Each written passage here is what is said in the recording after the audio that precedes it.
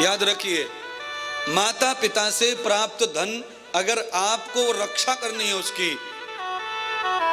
तो आप अपने माता पिता के जीवन को परखो, उनकी मेहनत को देखो और उससे कम से कम 4 गुनी ज्यादा मेहनत करो।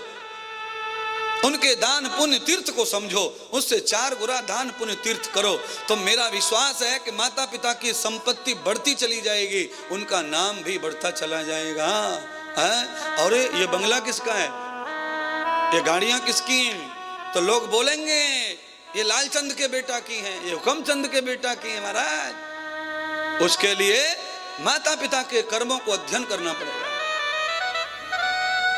माँ बाप का सम्मान, माँ बाप की संपत्ति तुम्हें प्राप्त हो जाए और तुम फिर खुद में ही खो जाओ, तो एक और बात सुन लो, मनु महाराज क्या कहते हैं, वर्षम एकादशम गति।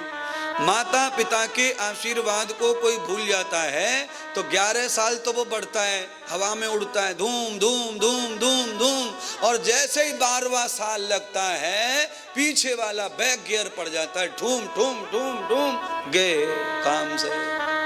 हाँ, इसीलिए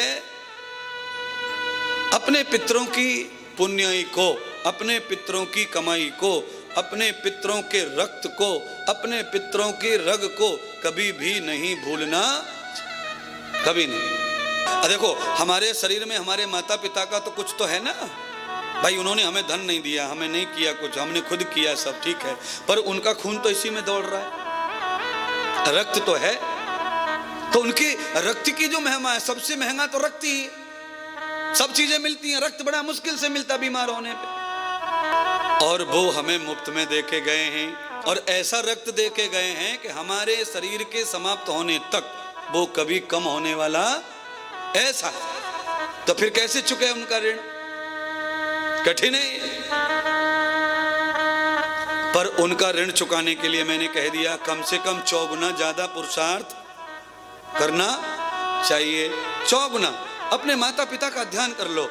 उन्होंने अगर 10-5 लाख रुपए कमा के तुम्हें कुछ दिया है, तो आप उन्हें 40-50 लाख रुपए कमा के नया कुछ उपहार गिफ्ट करो, ये है उऋण होना।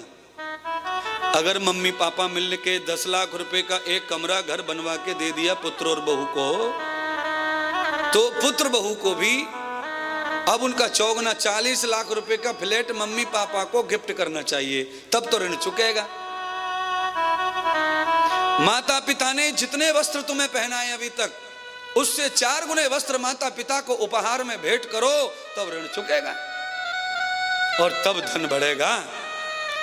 माता पिता ने जितनी बार गालों पे, बालों पे, पैरों पे हाथ फिराया, उससे 4 गुना ज्यादा हाथ फिराओ, तब ऋण चुकेगा।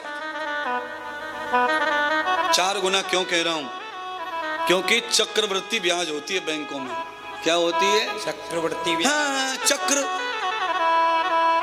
4 बार ब्याज ले लेते बैंक वाले, अगर थोड़ा भी चूक हो गई तो 4 गुना वापस करने के बाद उनका ऋण चुकता है। एहसान फिर भी चुकने वाला